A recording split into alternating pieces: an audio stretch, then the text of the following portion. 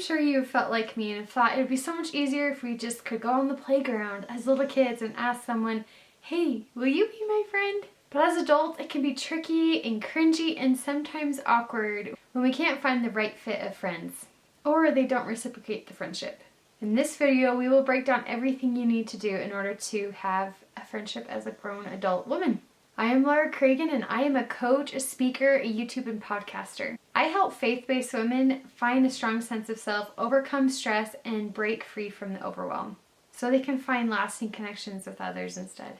And by the end of this video, you will have more courage and understanding on how to go out there and get those friends. Because friendships and relationships are everything that we live for. And make sure to stick around to the end so you can figure out the 3 things on how to make the relationships happen. So let's go back to the good old days of 5 questions in order to solve a problem. And this problem is the complex thing called friendships.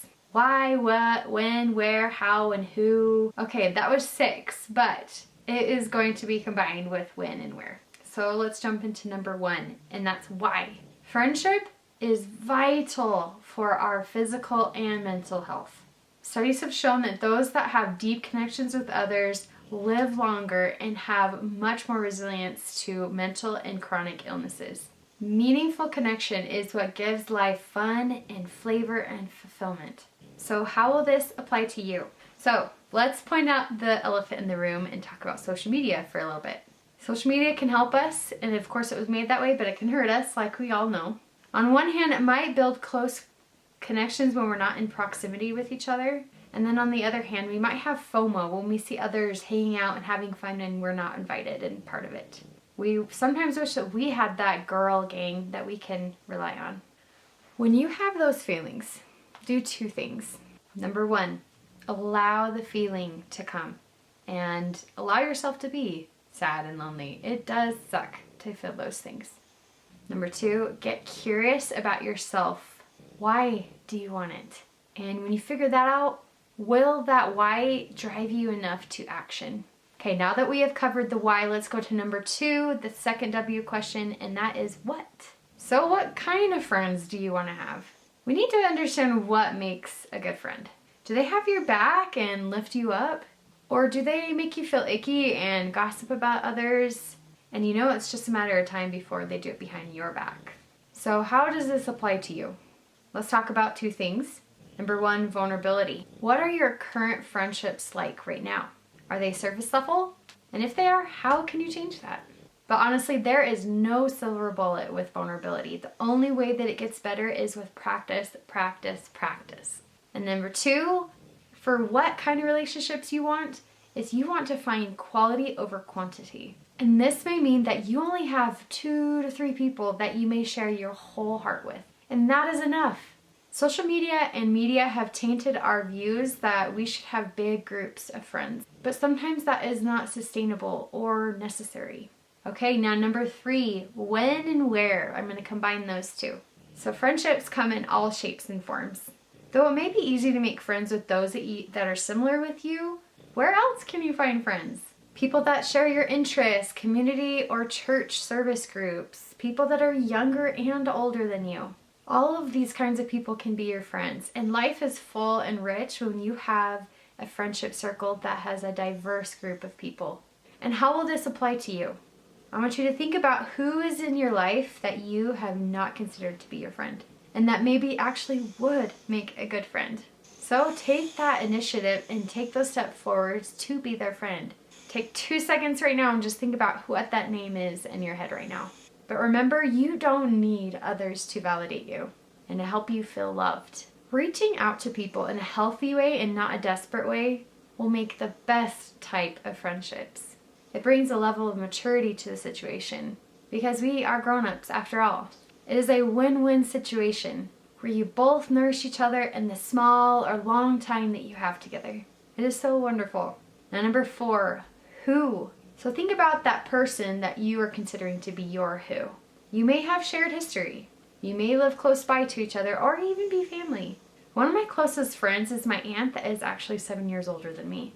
We get together frequently and our kids play together because my cousins are actually my kids' age. We talk about similar things and I feel so much more uplifted after I talk with her. She's just that kind of person. So who does that for you? Or as disciples of Jesus Christ, we can also do that for others. You will find that those that you uplift will become some of your greatest friends as well. Now, lastly, number 5 is the how. The lifeblood of relationships falls within these 3 E's: effort, experiences, and expectations. The only way friendships survive is if the 2 people put time and effort into it. It is like a living thing. We have all heard that analogy before. And at the same time, we need to have meaningful connections and experiences during that time we have with each other. And lastly, fulfill some sort of level of expectations that have been either said or unsaid. So how will this apply to you? This will be where you start with one of those 3 things. Want to start with effort? Think about how much time you're putting towards friendships and how can you improve. Or you want to do better with experiences and actually have better friendship experiences together. So think about some ways that you can do that and incorporate that into your life right now. Or third, maybe you need to work on expectations. And this will be up to you. This one is tricky. Your intuition will tell you how far you can go with vulnerability because expectations and vulnerability are pretty close. But if you risk that vulnerability, you can also have that great risk and benefit of having them come forward in their vulnerability as well. But as a note, be patient with yourself and others. We all have busy lives, of course, and sometimes friendship may be that you get together once a year with that particular person. And it may not need to go so deep. You can have that touch point with each other and celebrate that you're reunited and that you are grateful for that time you had with each other. So let me take a minute and tell you about my friendship experience. For my experience, my high expectations have been my own detriment in making friendships. I would put too much in and not get as much reciprocation back. I struggled with this for many, many years and many, many people. Partly because I didn't know myself, and frankly, many of my other friends didn't either. And maybe I was a little bit too intense sometimes. Or maybe I just didn't share much at all. I got married young, and so my friendship group wasn't very deep. And it was hard to navigate how to make friends as a married person. And of course, that could be a video in and of itself. But as a brief summary of it, like I was saying before, I was very loyal in the past, but then I also became pretty disloyal in the sense that I was so wrapped into my marriage and in my kids that I felt completely enmeshed with them, and I didn't make as great of a time to be out there with friends and try better with that. So slowly over the years of seeing that negative pattern with my marriage and with my kids, and even with myself, I started working on that relationship with myself, with my family, with my husband. And in the end, I was able to make better friendships that were beautiful and more mature and more fulfilling than ever before. It was then that I had a much healthier and better foundation to bring others into my life. And I have been so blessed by those many friends that have helped me. So if this was a lot of information for you, I will go over those 5 W questions that we went over today. Editing Laura here. I failed to mention that you can grab this as a free guide, and it is called my Adult Friendship Guide. So hope that helps clear things up. Plus, I will be going over what it's like to navigate a friendship when it's not going well, or you're just not reconnecting and it feels forced, and how to deal with that.